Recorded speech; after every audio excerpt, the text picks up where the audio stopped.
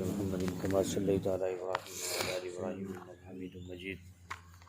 اللهم بارك على محمد وعلى آل محمد كما باركت على إبراهيم وعلى آل إبراهيم إنك حميد مجيد.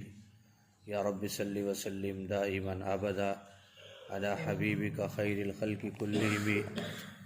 الحمد لله الذي لم يتخذ ولدا ولم يكن له شريك في الملك ولم يكن له ولي من الذل وكبره تكبيرا. حضور اقدس صلی اللہ علیہ وسلم نے ارشاد فرمایا، کھائیے اور پیئے اور پہنیے اور صدقہ کیجیے بغیر اسراف کے اور بغیر تکبر کے. بے شک اللہ جل شانہ پسند کرتا ہے کہ اس کی نعمت کا اثر اس بندے پر نظر آنا چاہیے. حضور اقدس صلی اللہ علیہ وسلم نے ارشاد فرمایا، کھائیے اور پیئے اور پہنیے اور صدقہ کیجیے بغیر اسراف کے بغیر تکبر کے. بے شک اللہ جل شانہ پسند کرتا ہے کہ اس کی نعمت کا اثر اس بندے پر نظر آنا چاہیے. حضور اقدس صلی اللہ علیہ وسلم نے ارشاد فرمایا، کھائیے اور پیئے اور پہنیے اور صدقہ کیجیے بغیر اسراف کے بغیر تکبر کے. بے شک اللہ جل شانہ پسند کرتا ہے کہ اس کی نعمت کا اثر اس بندے پر نظر آنا چاہیے. محترم دوستوں اور بزرگوں، حضور اقدس صلی اللہ علیہ وسلم کے اس مبارک ارشاد میں اللہ کے نبی صلی اللہ علیہ وسلم نے کھانے پینے اور پہننے میں امت کو اجازت عطا فرمائی ہے اور فرمایا کہ صدقہ بھی کرنا یہ تمہارے لیے بہت ساری مصیبتوں اور بلاؤں کے دور کرنے کا ذریعہ ہے. لیکن آگے شرط یہ لگا دی، یہ تمام کام جو ہے کرنے میں اسراف نہیں ہونا چاہیے. کھانے میں بھی، پہننے میں بھی اور پینے میں بھی اسراف نہیں کرنا چاہیے، یعنی ضائع نہیں کرنا چاہیے، بلکہ جو چیز جس قدر ضرورت ہے فرمایا اسے استعمال کرنا چاہیے. اسراف میں شریعت کے اندر علماء نے بہت ساری چیزیں لکھی ہیں کہ انسان جو ہے اسراف کا مطلب یہ ہے کہ ایک چیز ضرورت نہیں ہے اور اس کو خواہش بنا کر استعمال کرتا ہے، کپڑے کی صورت میں، کھانے کی صورت میں، پہننے کی صورت میں. تو فرمایا اسراف سے بچنا چاہیے. تو اسراف فضول خرچی میں شامل ہے اور اللہ نے قرآن کریم میں بھی فرمایا کہ فضول خرچی کرنے والے شیطان کے بھائی ہیں. یعنی فضول خرچی کرنا اپنے آپ کو اس سے بچانا چاہیے، گھر والوں کو بچانا چاہیے، بچوں کو بچانا چاہیے کہ جو چیز اسراف میں شامل ہو اس سے بچنا چاہیے. مثلا میں نے ایک جگہ پڑھا کہ کسی ملک کے اندر انہوں نے تمام شاہراہوں پر یہ لکھ کر لگایا ہوتا ہے کہ 3 جوڑوں سے زیادہ کپڑے رکھنا یہ اسراف میں شامل ہے. 3 سوٹ سے زیادہ مرد عورت بچے کپڑے نہیں رکھ سکتے. وہ جب اس سے زیادہ کوئی کپڑے آدمی خریدتا ہے تو وہ لا کر ایک گلی کے کونے میں لٹکا دیتے ہیں اور کہہ دیتے ہیں بھائی جس کو ضرورت ہے وہ لے جائے.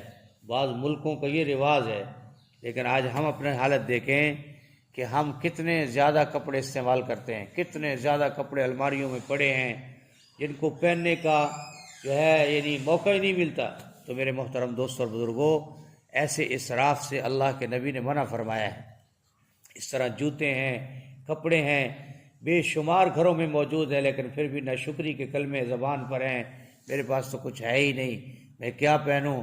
شادی کے لیے نیا جوڑا ہر جو ہے موقع کا، بلکہ 3 دن اگر کسی برادری میں شادی ہے تو 3 دن کے لیے خواتین الگ الگ سوٹ بناتی ہیں. یہ سب اسراف کے اندر شامل ہے. اور اسراف کرنا یہ کس کا کام ہے؟ گھر میں مرد کا بتانا کام ہے. ایسا نہ ہو کہ گنگوں کی طرح اور جو ہے محتاجوں کی طرح. یہ اللہ نے مرد کو گھر کا حاکم بنایا ہے، اور حاکم جو ہے وہ اچھے طریقے سے بات کو سمجھا سکتا ہے گھر میں کہ بھائی یہ فضول خرچی ہے. سالن بنایا اور اتنا بنایا کہ پھر اس کو جو ہے گلی اس کے اندر جو ہے نالی کے اندر اس کو بہا دیا، یہ بھی فضول خرچی ہے. فرمایا گھر میں سالن ڈالتے ہو اور ضرورت سے زیادہ بچے ڈالتے ہیں، اور باورچی خانے میں یا جو ہے آپ کا جو مطلب یعنی باورچی خانہ ہے یا جو کچن ہے اس کے اندر فضول پڑا ہوا ہے، اور گھر کا سربراہ دیکھ کر اس کو یہ بھی نہیں ہوتا کہ کم از کم میں سمجھا دوں بچوں کو، تو فرمایا یہ ساری چیزیں اسراف میں شامل۔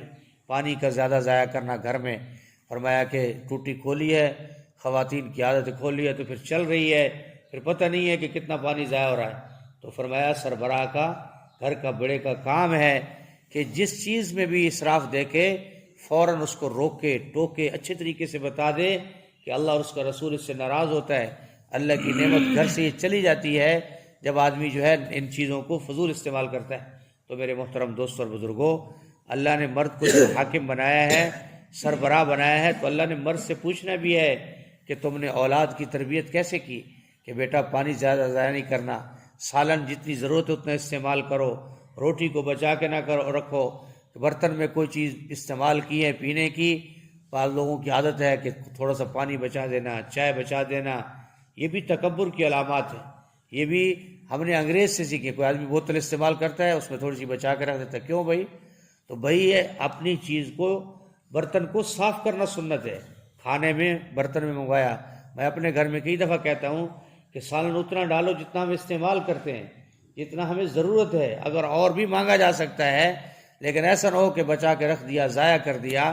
تو میرے محترم دوستوں اور بزرگوں، جن گھروں میں پہلے لوگ جو ہے، بڑے لوگ، عقل مند لوگ، گھر کے بڑے لوگ اپنی چیزوں کا خیال رکھتے تھے تو چیزیں ختم بھی نہیں ہوتی تھی، لیکن آج ہم نے اس کو خلاف، یعنی عقل خلاف شریعت سمجھ لیا۔ ہم یہ سمجھتے ہیں کہ ہم روکیں گے ٹوکیں گے، پتہ نہیں دوسرا سنے گا وہ کیا کہے گا، کچھ بھی نہیں کہے گا۔ حضور صلی اللہ علیہ وسلم کی سنت، مسلمان کے اعمال اور خیر اسی میں ہے کہ وہ روکتا رہے، ٹوکتا رہے، گھر میں کہتا رہے، تو پھر خیر و برکات ہے۔ تو فرمایا کہ بھائی کھانے میں، پینے میں، پہننے میں شریعت نے پابندی نہیں لگائی۔ اللہ نے مال دیا ہے، اللہ نے نعمتیں دی ہیں، اس کو استعمال کرے، اس کے جسم پر زہر ہونا چاہیے۔ بخیل بھی نہ بنے کہ مال کو گن گن کر رکھے کہ بھائی یہ بس یہ بینک بیلنس ہے، یہ فلاں ہے فلاں ہے فلاں ہے، اس کو نہیں چھیڑنا۔ اولاد بھوکی مر رہی ہے، کپڑے غریبوں کی طرح پہنتا ہے، جوتا بالکل پھٹا ہوا پہنتا ہے، شریعت اس کی اجازت بھی نہیں دیتی۔ شریعت یہ کہتی ہے کہ اسراف نہ ہو، اچھی خوشبو لگاؤ، صحیح کپڑا پہنو، صحیح سواری استعمال کرو، یہ ساری چیزوں کی شریعت نے اجازت دی ہے۔